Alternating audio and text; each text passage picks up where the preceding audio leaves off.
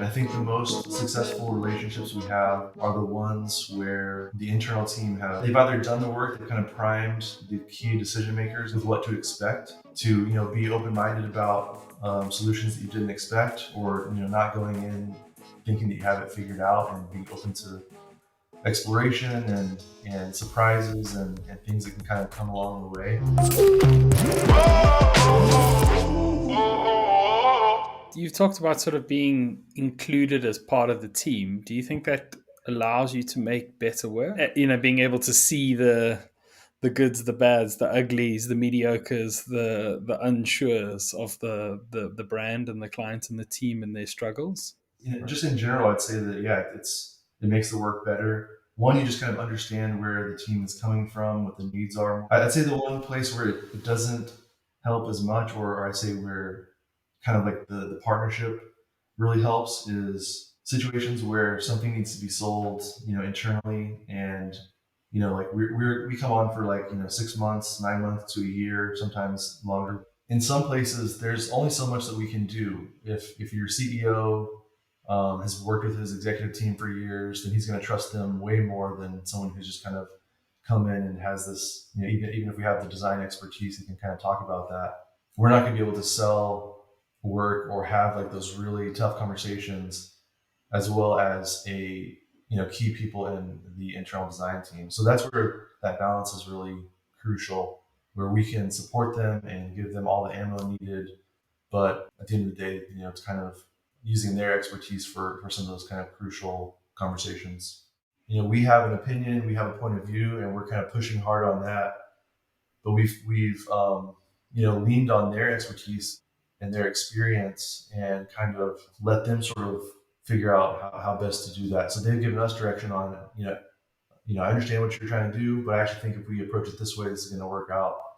We just had one with the client we've been working with for a year now, where the CEO had some questions after the logos had been approved for like maybe 6 months or so. We came back with our rationale and why it worked strategically and all the reasons that we've been working on this. But that was just coming off the wrong way for the CEO. So, anyways, the head of design there had a better approach, what he thought was going to work, and because he's been working with that team and kind of knew the potential pitfalls, was able to navigate that in a way that we just couldn't. I think the most successful relationships we have are the ones where the internal team have done. They've either done the work, they've kind of primed the key decision makers and people who are going to be in these conversations. And I think that's things like to be open minded about solutions that you didn't expect, or not going in thinking that you have it figured out, and being open to exploration and surprises and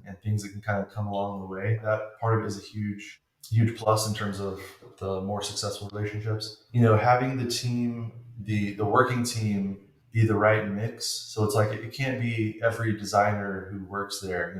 There's obviously logistical issues there, but just like having too much feedback, or too many different voices, is obviously a challenge. So having the right team, if it's like a lead designer and creative director, and basically like as few people as possible, but who are very knowledgeable about the brand and very knowledgeable about the system that needs to be in place. There might be 100 people who are involved, but it's being strategic about how they're involved. So, for instance, we might have to have those one-on-one conversations with the entire team. If we need to have key conversations with different leaders in different parts of the company before we start any work, we're building trust there, we're building a relationship. There's things we can pull from those conversations and we use to present. For that core kind of working team, it definitely helps to have that trust. And it might be something we have to kind of build over time, like a few months in versus right away. And that's where like those longer projects and longer relationships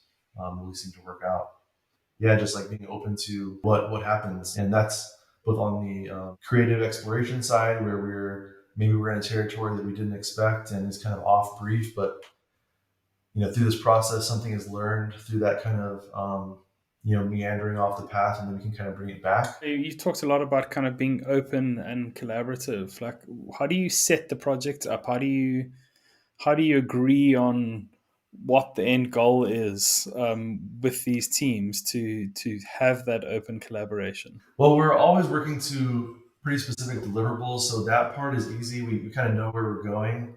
And I think, yeah, not everyone, but a lot of teams and clients in general want to have some level of this open and collaborative process. So, and that is like, it's really dependent on the team. Some people mean that they just want to be part of some of the conversations along the way. And it's almost more like a traditional setup in terms of process where we're doing the work, we come and present it, we have discussions, and then we kind of do refinements or continue to explore. So it can mean something that's very traditional in terms of the design agency client relationship. On the opposite end of the spectrum, it's very open and collaborative. It's daily conversations, daily check-ins on Slack and Figma. And part of it is kind of like figuring out along the way. We might talk about a few scenarios and what tools people use internally and how we can kind of align those. But it's usually something that kind of you find a rhythm or find your kind of stride a little bit into the process. So maybe you thought that the Slack was going to be a good idea, but it's become cumbersome, or there's times where we don't use Slack as much and it becomes more of the video chats or something like that. So we just try to be, as long as we have that clear goal of what we're trying to accomplish, and we're both on the same page about what that needs to be and getting there.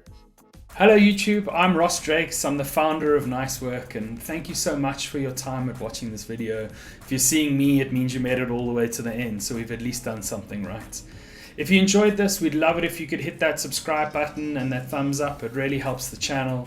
And I think more important than that is if you know someone who might need to hear this, if you think someone out there who needs this message in their life, please spread the link, because it makes a huge difference to the world, and it allows us to fulfill our message of making sure that there are no more bad brands in the world.